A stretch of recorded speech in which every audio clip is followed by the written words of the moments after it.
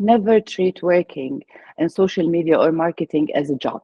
It's not a job, it's a lifestyle. We are all on social media, and it's something that we do daily, whether it's our job or not. So if you treat it as your lifestyle, you're going to actually enjoy it.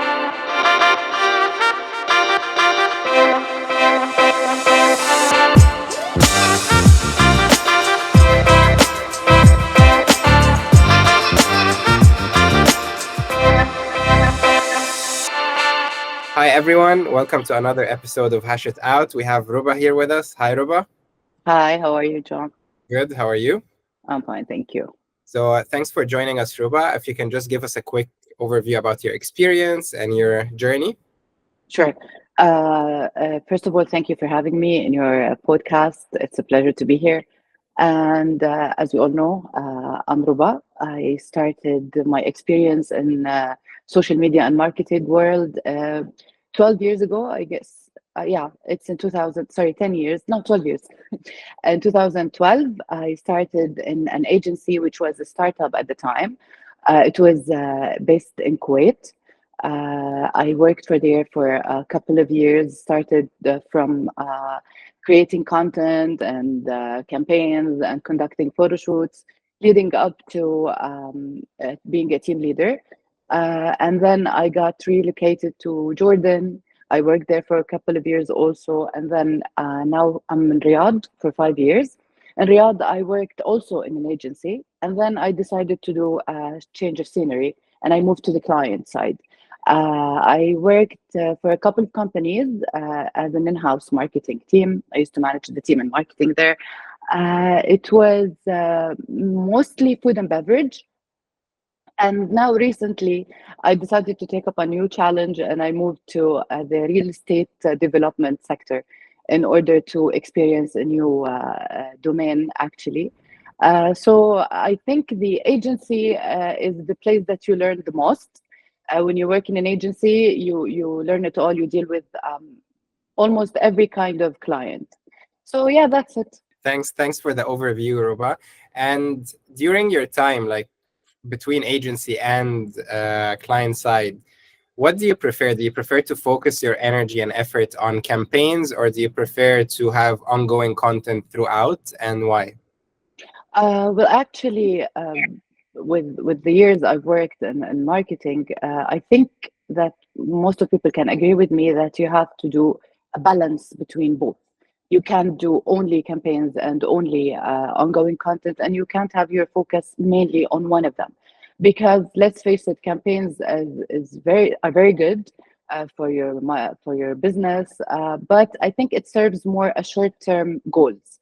So it does increase your engagement level for a while. It might create a buzz or a trend or something, but your ongoing content is very important for your long term goals, because you're building your brand image, you're keeping your followers and your customers, etc., with you.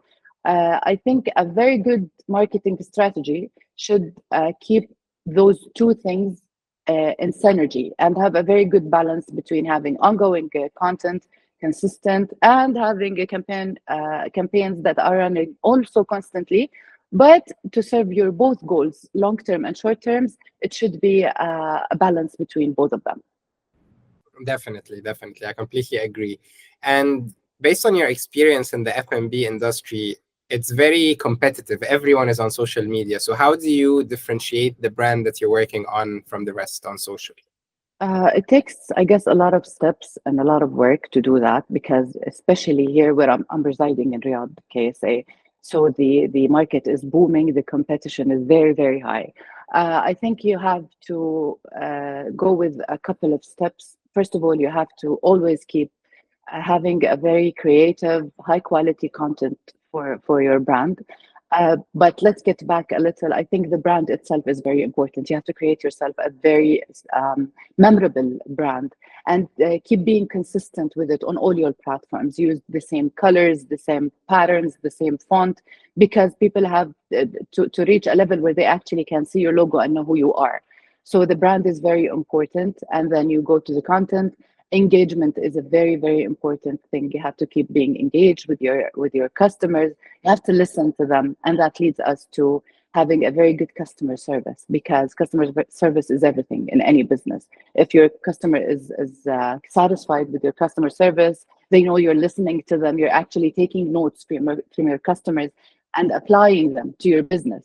This is very important and actually creates a very high level of loyalty. Another thing is having innovative campaigns. I think it's very important that you do campaigns that engage your customers, have some giveaways, be there in every occasion for them, which is it's not only Mother's Day and you know, you have to be all over the place. You have to engage with people with all aspects. So, and I think the last one is, since the competition is very high, you have to keep an eye on your competitors. But the very important thing is you never copy a competitor. You have to do analytics for your competitors and see what they are doing on social media, or how are they going with their marketing, and try to top that and try to learn from what they're doing, but never copy a competitor, because this is going to take you out of the creative the zone. I think mostly those are the most important things. But for me, the community and personalized marketing is very important. Very, very important. Definitely, like even though everyone is on social and everything is digital, that human interaction between brands and the customer, it's what matters, whether it's on social or in person or at the store and so on.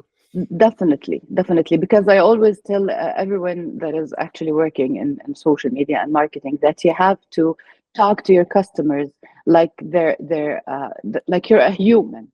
Don't make them feel like someone is behind the computer and just answering their questions. No, treat your brand as a person and talk to people as a person.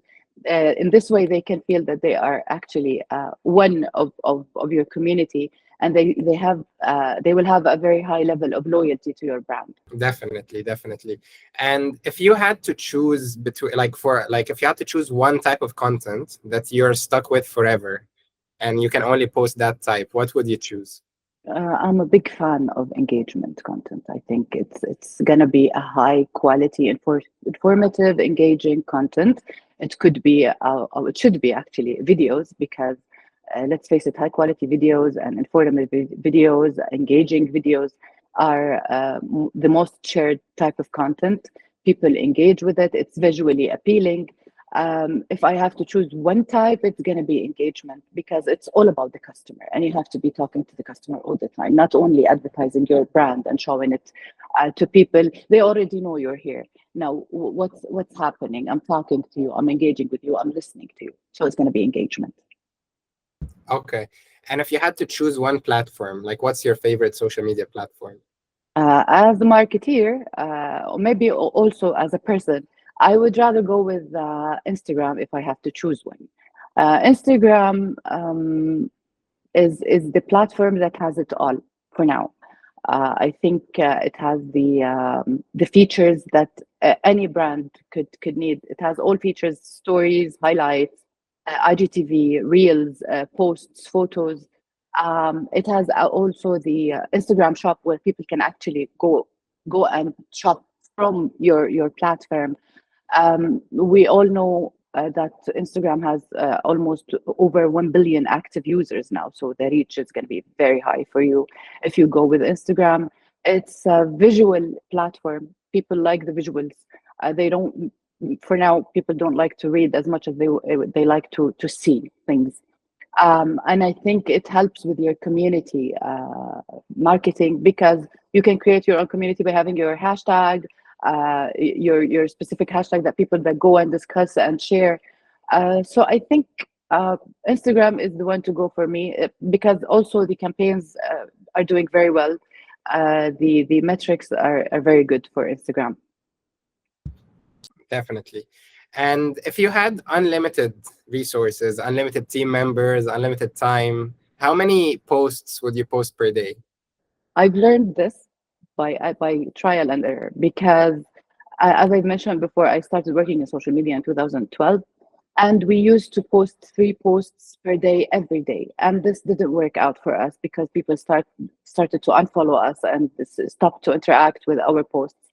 And we realized that overwhelming your followers and your customers with a lot of posts is not actually doing well for your business, because people are going to get bored and maybe they don't want to see you like all the time. The amount of posts that I would go with, even if I have all the unlimited resources with me, I would go maybe 3 posts per week, and I would go daily story, but not like 100 stories per day. You can go with 7 to 8 stories for people to keep actually going and seeing what you're doing. You don't want to bore them. The algorithms also shown us that over posting and over sharing your stories doesn't serve you. It does actually make people less interested in watching your whole story and following you. So I guess the appropriate and best amount of posts is to go 3 posts per week. You're there, people are seeing what you're doing, and at the same time, you're not all over the place, so they're not bored with your content. Yeah, it's definitely important to have something interesting to say, not to be repetitive. Regardless of the number of posts, if you're just being repetitive, people are not going to want to view your content or Yeah. care about it, really. Okay, and based on your long experience in social media, if you had to give people working in social media like one tip or a couple of tips, what would it be? For me, it's always that never treat working in social media or marketing as a job. It's not a job; it's a lifestyle. We are all on social media, and it's something that we do daily, whether it's our job or not. So if you treat it as your lifestyle, you're gonna actually enjoy it. It's gonna be part of your day, part of your daily routine. And the other thing is, try to treat the brand or the business that you're trying to do the marketing for as your own brand. Don't treat it as a client who's actually asking you to market for to do the marketing for their brand. No, treat it as your own brand, and always see things from 2 perspectives: a perspective of a marketeer and a perspective of a customer. You are, after all, a customer. So when you're doing the marketing and you're actually trying to enhance your service or your product or whatever, always keep in mind that one day you're going to be the customer who's acquiring this. So actually, if you think from both customer side and a marketeer side, I think you'll have it all. So mainly, just do marketing because you love it, not because it's a job. Because if you treat it as a job, you're not going to be as creative as the the job is requiring you to be.